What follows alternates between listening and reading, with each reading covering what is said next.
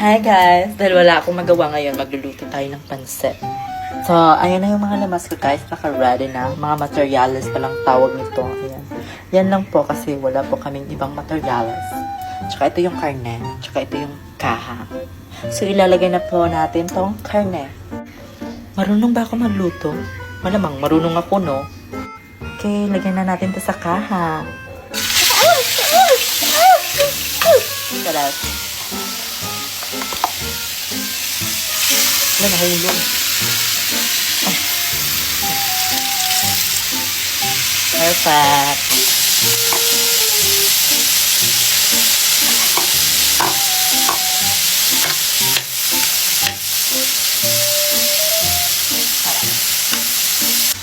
Ayan na yung mga karne. Bakit bumubula yan? Baka nilagyan ko yan ng sabon. Habang nagluluto ako guys, may ginagamit pala ako para hindi po ako pagpapawisan habang nagluluto. Oh, ayan siya. Ang ganda, diba? Ayan. Nasa yellow basket lang. Maganda talaga yung electric fan na yan kasi may aircon. Okay, yan. Okay na. Maglalagay na tayo ng lamas. Materials pala. Perfect. That's one. And that's one.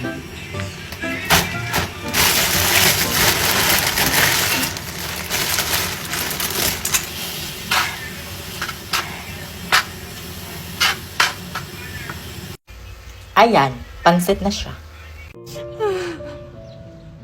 Asawa ko, bakit mo naman kami iniwan? Paano na kami ngayon? Yung mga anak mo. Ay, wala si tatay. Hindi ako makapaniwala mga anak. Wala na yung tatay. Iniwan niya na tayo. Mare, nakikiramay ako sa pagkawala ng asawa mo. Maraming salamat talaga, Mare. Ang aga naman kaming iniwan ng asawa ko. Kaya mo yan, Mare. Tibayan mo lang yung loob mo. Sana nga, Mare, kakayanin ko kahit wala na yung asawa ko. Sana kaya kong buhayin yung mga anak ko kahit wala na siya. Tatay, bakit mo kami iniwan? Sabi mo, pupunta tayo ng ibang bansa. Paano na yun? Hindi na yun matutupad. Tatay, paano na yung pangarap namin? Ngayong wala ka na. Tatay, bakit mo kami iniwan? Ang ganda talaga ng anak ko. Manang-mana sa akin. Ano ba yan? Hindi matangos yung ilong ng anak ko. Lagyan ko nga nito para tumangos. Ayan. Hoy, Marian. Anong ginawa mo sa ilong ng anak mo?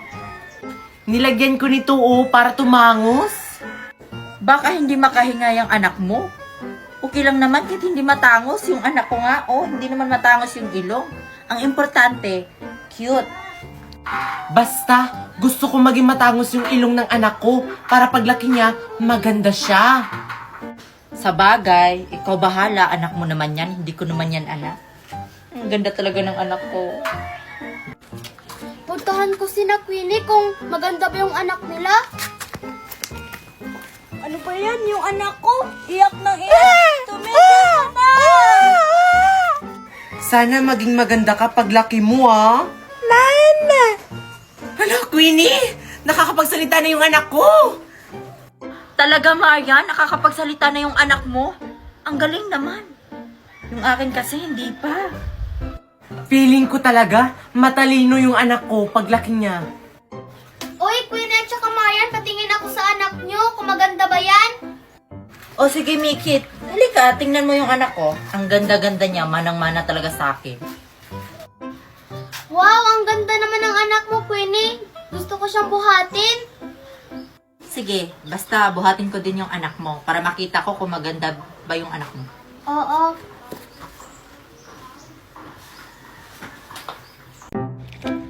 Naku, malapit na mag-10 a.m. Wala pa si Queenie. Winnie, dalian mo. Asan ka na ba? malapit na mag 10 a.m. Wala pa si Queenie. Nasa na siya?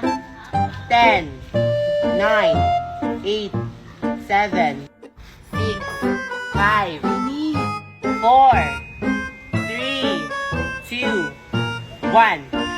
10 a.m. na. Nasa na si Queenie? Wala pa rin siya. Magsisimula na tayo sa exchange gift natin. Ang malas naman ni Queenie. Siya pa naman yung nabunot ko. Paano yan, Marian? Wala pa si Queenie. Hindi mabibigyan ng gift yung isa.